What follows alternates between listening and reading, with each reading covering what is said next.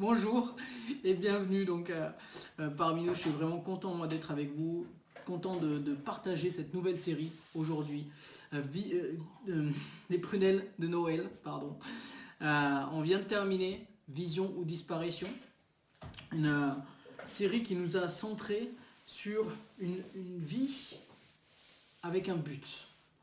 Et on entame cette saison, on l'a déjà entamée depuis quelques jours, quelques semaines même pour certains, cette saison de Noël, une saison qui pour moi est magnifique. Donc je suis vraiment ravi de plonger avec vous dans cette nouvelle série, les prunelles de Noël. Une saison qui, une série pardon, qui, sur laquelle chacun peut avoir son avis. Noël est une saison particulière.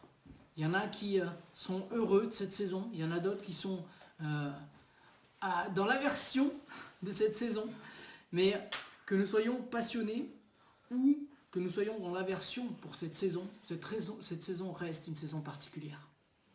Cette saison fait jaillir très souvent de nombreux souvenirs, de beaux souvenirs, de la plus grande douceur, avec une excitation palpable de par l'ambiance, l'atmosphère, les luminosités et tout ce qui entoure Noël pour certains. Et pour d'autres, on est aussi forcé de constater que c'est une saison plutôt douloureuse. Une saison et leur rappelant qu'ils se sentent seuls. Une saison qui leur rappelle certaines blessures, un certain isolement. Une saison qui fait jaillir également pour beaucoup le fait de ne pas se sentir à la hauteur. Une saison qui fait jaillir au final des souffrances et des lourds souvenirs du passé. Mais peu importe la position qu'on a sur Noël, peu importe la position dans laquelle on est dans cette saison de Noël, Noël n'étant rien responsable de cela. Et Noël a toutefois une signification particulière. Et il s'agit d'une saison de révélation, d'une saison de signes. Est-ce que les signes et les révélations sont uniquement à Noël? Non. Tout au long de l'année, il y a des signes et des révélations.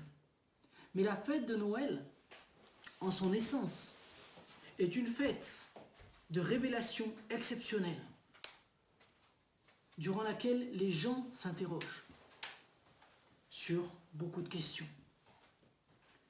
Et quelle que soit votre position sur Noël, j'aimerais que nous nous replongions ensemble tout au long de ce mois sur l'essentiel de Noël afin de vous permettre en cette saison de vivre un temps exceptionnel. Personnellement, c'est une saison que j'aime énormément. Je trouve cette saison magnifique. Et malgré plusieurs expériences, autant bonnes que mauvaises, que j'ai pu vivre dans cette période, je trouve cette saison, pour moi, vraiment axée sur le signe et sur la révélation profonde d'une chose exceptionnelle. Les personnes se mettent généralement à chercher des signes dans cette saison, à chercher des révélations dans cette saison, à chercher et à se poser des questions et à chercher, disons-le, Dieu dans cette saison. Les personnes révèlent également un cœur et un esprit différents à Noël, que ce soit dans le bon sens ou dans le mauvais sens. Mais, outre ça, aujourd'hui, pour la plupart, Noël est devenu une fête commerciale. Une fête à laquelle on offre des cadeaux. Une fête à laquelle on passe un temps en famille ou entre amis autour d'un bon repas, généralement qui dure quasiment toute la journée. Une fête, c'est dans la tradition, pour beaucoup, Noël, les symboles de grâce, de grâce, de bonté. Je l'ai fait exprès, hein? Mais voilà, de pardon, de bonté, de douceur, d'amour. Noël est symbole de tout cela.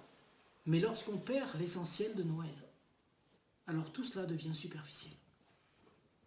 Et emmène plusieurs personnes à se mettre dans cette position où Noël devient une aversion et un moyen où on n'a qu'une envie, c'est de fuir.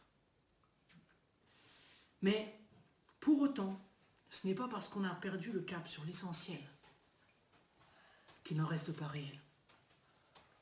Et j'aimerais tout au long de ce mois qu'on se plonge justement dans la Bible pour trouver la révélation et le sens profond, réel de Noël.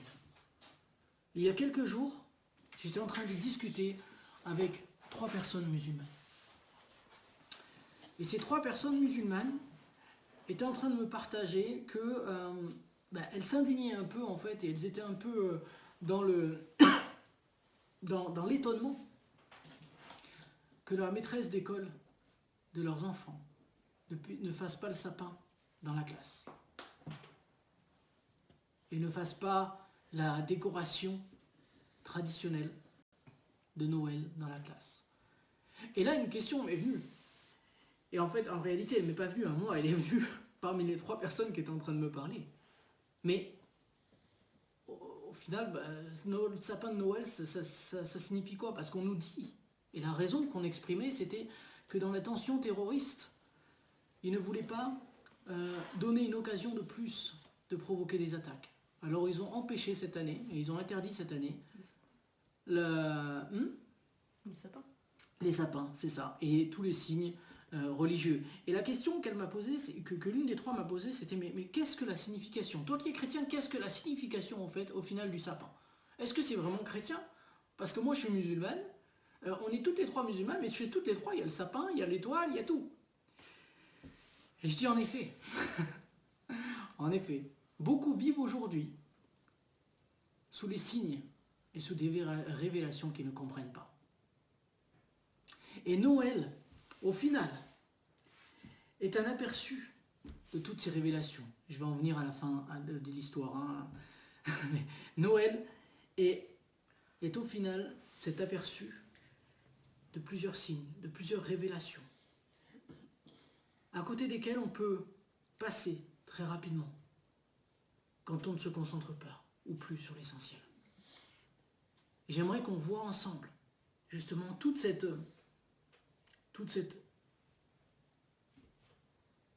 atmosphère de signes de révélation autour de la fête de Noël. Et particulièrement autour de ce sapin de Noël. Ces personnes, justement, donc me disaient, mais est-ce que c'est vraiment chrétien? Et en réalité, le sapin de Noël n'est pas chrétien. Le sapin de Noël était là bien avant le christianisme. Le sapin de Noël était une fête, à la base, idolâtre. Était une fête qui existait à la période de Noël. Alors, on ne peut pas donner de date précise parce que les calendriers n'étaient pas les mêmes et qu'on n'a pas de certitude absolue sur les dates. Mais on sait que durant la période de Noël, il y avait ce qu'on appelait la fête saturnale. La fête des solstices d'hiver. Et cette fête-là était en dévotion d'un dieu romain, d'un dieu grec. Ils ont pour habitude d'avoir plusieurs dieux. Et était en honneur du dieu de l'agriculture. Du dieu de l'agriculture grec, du dieu des semailles, des semences. Et au final, on peut se poser cette question. Pourquoi, dans ce cas-là, en tant que chrétien, nous mettons un symbole, un signe, dans la tradition, et nous avons adopté une tradition dans laquelle nous mettons le symbole de l'idolâtrie, au final, de cette période-là. Mais vous savez qu'un détail ne peut être compris que dans son ensemble. Et là, j'expliquais du coup à ces 3 personnes, je vous explique aujourd'hui que, au final, le sapin de Noël, c'est une chose. Mais au-dessus du sapin, il y a généralement une étoile. Ou un cône, selon les coutumes et les traditions. Et cette étoile et ce cône symbolisent l'étoile du berger qui a guidé les rois mages vers la naissance, vers le lieu de la naissance de Jésus. Et ce sapin de Noël, surplombé d'une étoile, prend tout son sens quand on l'observe dans son ensemble. Puisqu'au final, il signifie simplement, il a été adopté qu'au VIe siècle, donc il y a eu d'abord 6 siècles de combats et de lutte de l'Église contre cette tradition, avant qu'elle soit finalement adoptée. Plusieurs légendes tournent autour de ça. Mais tous sont d'accord sur le fait que l'étoile représente l'étoile du berger qui a guidé les rois mages. Et cette étoile, au final, qui surplombe le sapin et qui est placée au-dessus du sapin, est un signe et une révélation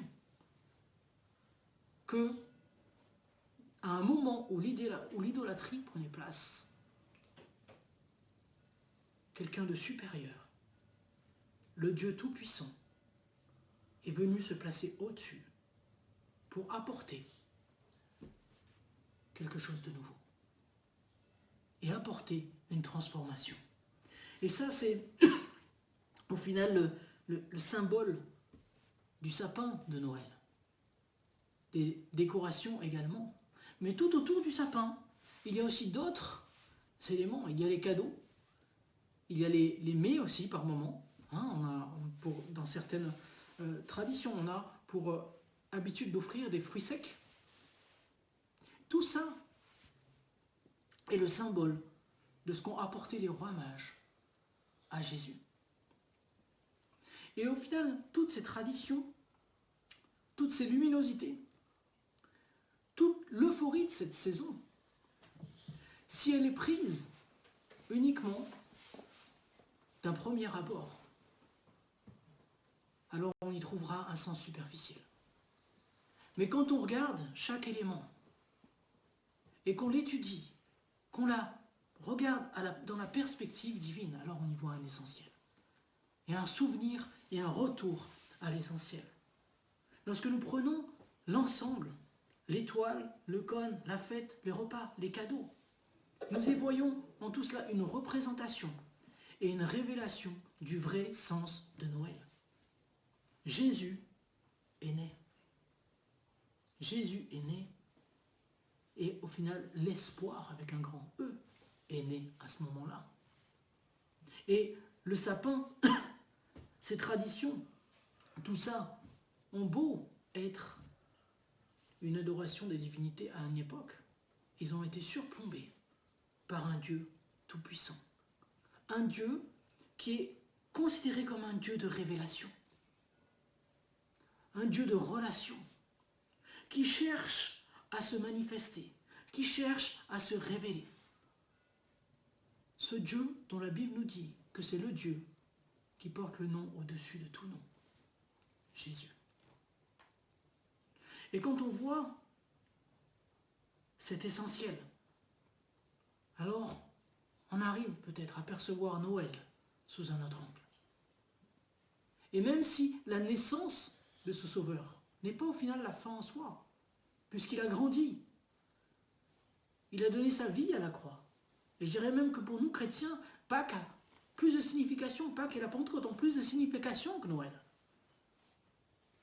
Mais il n'empêche que à Noël, dans la période de Noël, il y a un peu plus de 2000 ans de ça, Jésus est né. Et c'est le moment que Dieu a choisi pour se manifester sous la forme d'un homme et pour se révéler et se manifester dans un environnement qui avait besoin d'un sauveur, qui avait besoin d'espoir, qui était sous la persécution, qui était dans la fuite, qui était dans la solitude, qui était dans la souffrance. Ce sauveur qui est venu pour apporter au final un nouvel espoir à tant de personnes. Et n'oublions pas qu'en tant que chrétiens, nous sommes le corps de Christ. Et que lorsque Dieu a décidé en cette période de se manifester et de se révéler, nous avons tout au long de l'année un rôle et une responsabilité de révéler et de refléter également le cœur de Christ et la révélation de Christ. Et Noël est une période propice à cet essentiel. Mais si le sapin est une révélation, ce n'est pas la seule. Et il y a plusieurs révélations au final dans cette saison, plusieurs signes et révélations marquantes concernant Dieu. Vous savez, Noël et Pâques, mais particulièrement Noël, est la période où les gens recherchent le plus Dieu. Noël est l'un des cultes, l'un des services, l'une des messes où, dans l'église, il y a le plus de monde. Et au-delà de tout ça, dans toute cette saison, nous voyons au final une révélation et un signe de l'esprit de Noël. Nous voyons des actions particulières faites à Noël. Et nous voyons aussi une saison d'émotions qui jaillissent. Peu importe les émotions. Et j'aimerais dire que, à travers tout cela, Noël est une révélation en soi, une révélation d'un Dieu tout-puissant, une révélation d'un Dieu esprit, corps et âme. Un esprit qui apporte une atmosphère et qui vient changer, transformer l'atmosphère. Une âme qui vient apporter une solution là où elle est attendue, qui vient apporter la guérison là où est la souffrance, qui vient apporter la consolation là où est la douleur. Et en même temps un corps, parce qu'on ne peut pas nier que tout ce qui est de repas, des bonnes actions, des choses comme ça qui sont faites particulièrement à Noël, ça touche au corps. Hein, et ça touche tellement bien au corps que très souvent, en janvier, il y a des bonnes résolutions qui sont prises pour réduire un peu ces éléments de Noël. Mais il faut dire ce qui est. Mais en Genèse 26, 1-26, nous lisons la pensée de Dieu quant à notre création. Dieu nous dit, faisons l'homme à notre image. Nous voyons dès le début, que Dieu est un Dieu unique, mais qu'il est manifesté en plusieurs personnes. Le mot utilisé ici est un pluriel. Faisons l'homme à notre image. Et même dans le premier verset de la Bible, le mot utilisé pour Dieu est Elohim, c'est un pluriel. On sait dès le départ que Dieu se manifeste en plusieurs personnes. Et on ne parle pas là de troubles de la personnalité, hein? On parle simplement de différentes composantes qui nous composent. Et Dieu nous ayant fait à son image qui compose Dieu. Et si Noël est la période de révélation, on va dire, et que l'essentiel de Noël se trouve en Dieu, il est important à mon sens de comprendre qui est Dieu. Qui est ce Dieu tout-puissant? En Hébreux 4.12, la Bible nous montre que nous sommes esprit, corps et âme. Et elle nous dit, car la parole de Dieu est vivante et efficace, plus tranchante qu'une épée quelconque à deux tranchants, pénétrante jusqu'à partager l'âme et l'esprit, jointure et moelle. Elle juge les sentiments et les pensées du cœur. On voit ici que nous sommes tous corps, âme, enfin esprit, corps, esprit, âme et corps. En 1 Thessaloniciens 5.23, on a une confirmation qui nous dit que le Dieu de paix vous sanctifie lui-même tout entier et que tout votre être, l'esprit, l'âme et le corps, soit conservé irréprochable lors de l'avènement de notre Seigneur Jésus-Christ. Puisque Dieu nous a créés à son image, Dieu est également esprit, corps et âme, ou esprit, âme et corps. Mais comme nous ne pouvons pas être disséqués, disant, aujourd'hui, mon corps va au travail, et puis mon esprit, mon âme reste au lit, ou l'inverse, hein? Mon esprit va au travail, et puis mon corps reste au lit, parce qu'il a besoin de se reposer, on ne peut pas faire ça. Dieu, c'est pareil. C'est une trinité, esprit, corps, esprit, âme et corps, que nous ne pouvons pas disséquer. C'est un seul être, un seul corps. Et même si le corps reste à la poussière. Une fois que nous montons auprès de Dieu pour notre éternité. De la même manière, Jésus, quand il est venu, il est né à Noël, mais il a laissé son corps brisé pour nos péchés, pour libérer la vie. Mais l'esprit et l'âme sont là. Et au final, Dieu ne peut pas être disséqué.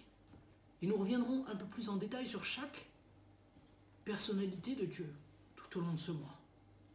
Mais permettez-moi juste de vous donner une illustration pour bien comprendre ce lien entre la Trinité. Est-ce que vous connaissez cette molécule H2O? Ouais, hein? Tout le monde, je pense, l'a appris au collège, ou il y en a certains qui l'apprendront plus tard. Mais dans l'idée, H2O, c'est simplement 2 molécules d'oxygène et une molécule d'hydrogène. Et c'est ce qui forme au final l'élément essentiel aussi à notre vie, l'eau pure. Dieu ne se présente-t-il pas comme la source d'eau intarissable? De la même manière que l'eau est composée de 3 éléments qui ne peuvent pas être dissociés, sinon c'est plus de l'eau. Mais de la même manière que l'eau peut se présenter sous forme liquide, solide ou gazeuse, mais reste de l'eau, Dieu reste Dieu, qu'il se présente sous la forme du Père, du Fils ou du Saint-Esprit. C'est la représentation, au final, de Dieu sous ces 3 formes, qui forment un Dieu complet. Le Père étant la représentation de l'Esprit de Dieu, du Créateur. Le Fils, ou je dirais même plutôt avant ça, le Saint-Esprit, étant la représentation de son âme. Il est d'ailleurs appelé le Consolateur dans la Bible. Et Jésus étant la représentation du corps. La Bible nous dit que c'est la parole de Dieu devenue chair. Mais Jésus nous dit aussi que quiconque a connu Jésus a connu le Père. Et toute cette révélation est progressive tout au long de la Bible. C'est une révélation, la Bible est une révélation christocentrée, centrée sur Christ, sur Jésus. Ce Jésus qui a permis de déchirer le voile, de briser nos péchés. Ce Jésus qui a permis de restaurer et de réconcilier l'homme, homme, femme, enfant, création de Dieu, et Dieu. Et le véritable sens de Noël, au final, est une révélation de Dieu tel qu'il est dans tout ce que nous faisons. Et la première clé pour vivre un Noël exceptionnel, peu importe les conditions, peu importe les circonstances, c'est de commencer à voir Noël sous la perspective divine. De commencer à voir Noël comme une occasion merveilleuse de découvrir, et pour ceux qui le connaissent, de redécouvrir les essentiels de Noël, en s'attachant à trouver, à vivre notre relation avec Dieu de manière inconditionnelle, comme à son image, pour nous rapprocher de lui et vivre un Noël exceptionnel. Dieu, au final, est une corde à 3 brins. Cette corde à 3 brins dont nous parle l'Ecclésiaste, une corde à 3 brins ne se rompt pas facilement.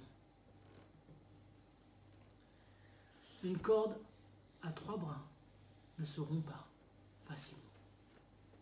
Et effectivement, tout faiseur de corde sait qu'une corde à 2 brins est facile à rompre et qu'une corde à 3 brins est ce qu'il y a de plus solide. Dieu est le même, hier, aujourd'hui et éternellement. Il est stable. Il est bon. Il est amour. Et Dieu, dans ces trois formes, forme un Dieu tout-puissant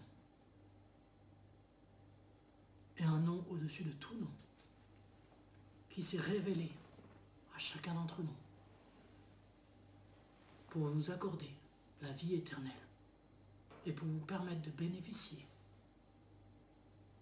de cette joie et de cette paix que seul lui peut donner. Et cette saison, au final, c'est une occasion de célébrer Dieu qui se plaît à célébrer.